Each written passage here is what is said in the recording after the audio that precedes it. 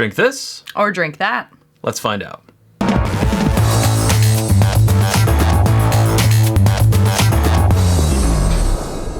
Welcome to Drink This or That. It's Maker's Edition. The Maker's Edition. We got Maker's 101.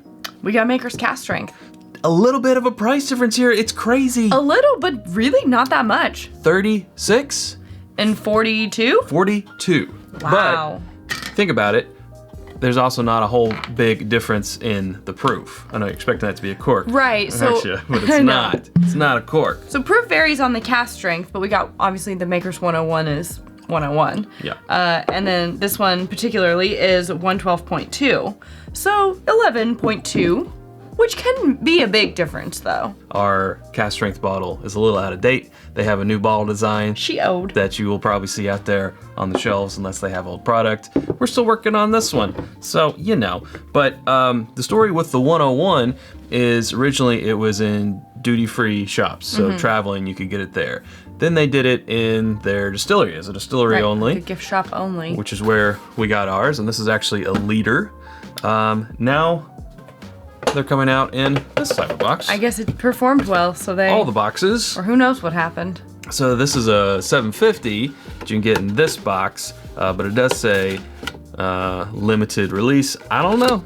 I mean, I guess the good thing about limited releases, they can continue it for as long as they feel like it's worth it to them, and then they can stop whenever they want. Okay, so I'm guessing we're starting with the 101. In our, Feels a little strange to start with the right, but that's fine. I know, it's just how it is. That's okay, it's reading left to right for them, I guess. Yeah, exactly. So this is the 101 proof. How many proof points did you say we were? 11.2, as long as my math's right. Well, here's to put that in perspective. We are not the biggest fans of the regular 90 proof Maker's Mark. So this is... Never have been. 11. This is 11 points higher, and traditionally, we have loved it. A few years ago, 3-4 years ago, when it came to Makers, I was just avoid. Because it was just mostly the 90 proof. Yep. Then they started doing the Private Select and this cask strength, and I really like where they're going now. This year we tried that FAE. Very good. Yes. I have made the mistake of getting garlic on my hands. I was cooking. I have garlic and lemon on my hands. You have to hold it way down here. Yes. What a mistake. Here. Let me try to remedy this. Ooh, that's better. Sorry for the weirdness. So nice toasty. The baking bread, which is very Maker's Mark story of how they, zeroed in on their mash bill by baking loaves of bread. Yeah, yeasty. I mean, these are 2 wheaters here, of course. That's Maker's MO. Yeah, very sweet, welcoming, but there's some toasted notes, like a little bit of cinnamon. Yeah. Nothing too crazy, though. Yeah, just approachable, very chill. Maybe even a little bit of savory in there, which I usually don't get on Makers, but tonight I am. Okay, now let's dive the in. nosing is. Oh, what a difference 11 proof points make. What a difference. Oh, wow. It's just like a good, solid 101 product. Yes. I like it. 101 is such a great proof. It's such a great proof. Big fans of Wild Turkey 101. It was a good year. Yeah. Now, of course, this is wheater versus that's a higher rye. Yeah, but still. This gives us a sufficient amount of it just strikes the right kick. balance of being like something that's laid back and easy to sip on. Yeah. Not something that's going to get you in trouble super quickly if you're sipping, but it still has the right amount of just like a nice warmth, good heat, bringing some flavor. I like that. I like that middle ground. Yes. Loving this proof. $36 for a 101. That's kind of the thing that gets me, I guess though. it tracks because Maker's 90 proof is what, around 25? I was going to say 27. I don't 26, 27. I haven't bought one. In that neighborhood. So to go up 11 points and go up to $36, I think it tracks anyway. Wish it was less. For their brand, but tracks. This is. But when you think about other 101 products, right? Especially with this being, around a 6 to 7 year product, not age stated, but that's typically what it's going to be. I think on the front of the palate, it's got like a soft, kind of a gentle sweetness that rolls into a little bit more of a spicy, not spicy, but a little heat, a little bite. Yeah, a little more wood influence and maybe some pepper towards the finish, but I think at the front is where it reveals that it's a wheater. Right? Well, that is true. All right, I feel like I have a good handle on the 101. I'm in a place where I'm like, I'm on board with it. Yeah. I'm just going to have a hard time, making the argument to get this over Turkey 101. Although I do think this might actually, that would be a good side-by-side. I think this Turkey 101 can be a little harsh sometimes. Well, sure. I mean, and you are talking about a rye bourbon versus a wheat bourbon. Sure. But so that's already a thing for me to figure out. But then the difference between these two, especially with the price being so close, and knowing how I tend to live a little bit more in this proof area on a regular basis. So let's find out. Let's find out. Ooh, that nose. Just a lot. It's sweeter. A lot. It's got sweeter. a very desserty. Yeah, it's crazy how much sweeter the cask strength is over the 101. I don't know if I've said this about Maker's products before, but this, it almost reminds me. I made a sticky toffee pudding this year for the first time, and with the dates and the caramel sauce and that cakiness, this is kind of making me feel like that. Like I'm eating that. Okay. On the nose. I mean, I also put booze in it, so. I'm getting sort of like a syrupy type of nose, a little bit of honey. It's like a honey sweet syrup that's with a little lemon zest in there, and I see your lemon. Really digging it. Man, that's good. I'm gonna stick with my sticky toffee No, pudding because that was that boozy caramel sauce. I hear you. Now, before we go in for the kill here, we want to just hit pause and tell you about our home on the internet. It's where you can get these Glencairns and more. It's whiskyambitions.com. Hey, it's where you can get the hoodie that you're wearing, Sarah. I do like this hoodie. Our Glencairns, our Copitas, our water glasses, our t-shirts, and more always coming soon. That's whiskyambitions.com. And you can become a patron at patreon.com/itsbourbonnight for as little as $1 a month. You get the inside scoop on lots of things that are up and coming, very super secret stuff. Yep. After the episode exclusives and more. Okay, let's go in for the kill, Sarah. Wow. A departure. I was that just 11.1 makes a big difference. I was just getting ready to say, wow. Hard to connect the two off that first sip. Now, I feel like once we get acclimated and get in that second sip, we'll be like, oh, okay, I see it. But right off the bat, it's like, wow, are these even under the same umbrella? The flavor. There's a lot of flavor here. Yeah. What is it? Because there is a spice there. I mean, wheaters have spice. Just because it doesn't have variety, it doesn't mean, especially higher proof wheated bourbons can't have spice. This is whatever the wood contributes to is a factor. It's like a black pepper spice. That's what I'm getting. I'm gonna maintain a bit of my sticky toffee pudding. Sure, from the nose. She's all in. I'm thinking it's like a spiced. Like when I talk about the cake, it has those baking spices in it. But there's also, like a richness to it, and almost get a little bit of dark fruit, which is kind of making me think of the dates. Maybe I'm just craving this cake. I see, though, where on the very finish is like a little bit of pepper, which I said about this one, too. So I think that might be a through line between them.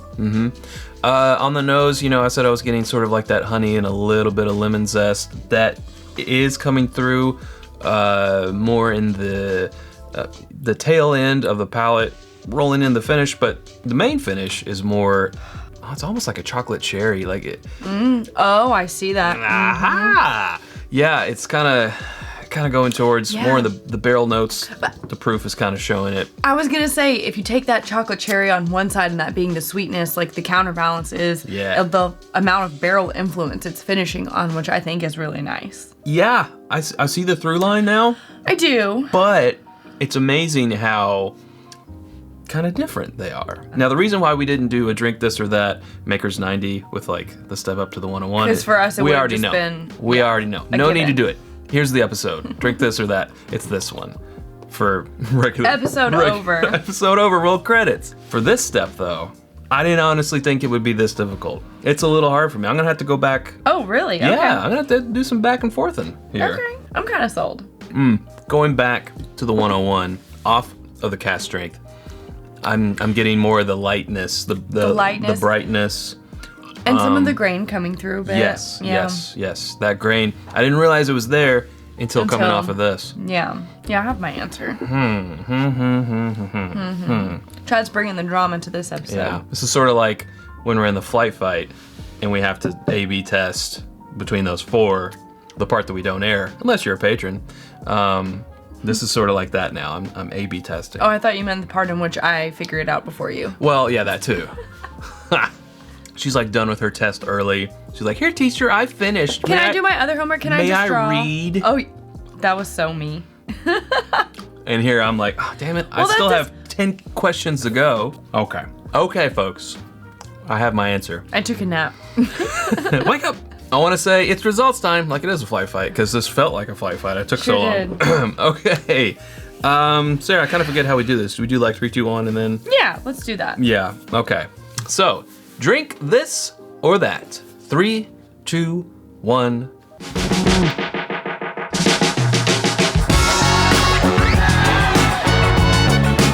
Okay. But man, it took me a second. And it was really the coming back to the 101 after the Cask strength. Mm-hmm. Like I would get on the 101 and I had my second sip. I'm like, oh, then I had my third sip of it. I'm like, hey. Yeah. And then I would go to the Cask strength. I would take 2 sips and then I would come back to the 101 and be like, oh, I see. Mm-hmm. It's really just that first sip after the Cask strength. That was my deciding factor. Yeah. For me personally, I mean, I think it's like you said, it was very tough because both are good options. Yeah. And both have their own things going for them. My personal taste preference, I like the extra bold flavors that are going on here. A little bit more of a pow. A boom pow? I like the finish a lot. But for me, normally when I think about something in this proof range, I'm thinking more of value. So under 30, what can I get for under 30? Wild that's turkey. roughly in this proof range, right? Knob Creek, small batch. In my mind, when I go above $30, I'm thinking a little bit more of what else am I going to get out of this? So for example, rare breed. When you used to be able to get Henry McKenna for $30, it was you get that 10-year, right? You're getting that 10-year age statement. Yes. And a really good quality product. 100 proof. It's 100 proof, but Yep. I would rather spend the extra and get this, which is more in line with my taste profile. However, I will say, if you are new to bourbon or you're having people over who aren't huge bourbon fans but like something, this is going to be, I think, a crowd pleaser. I mean, you can stretch this further if you're adding water to this, if you're pouring it over ice, you know, if you're diluting that down to the proof that you like, that might be a little bit more than 101. Yeah. But, you know. For all the people out there saying that we're just proof hounds and we only like this one because it's higher proof,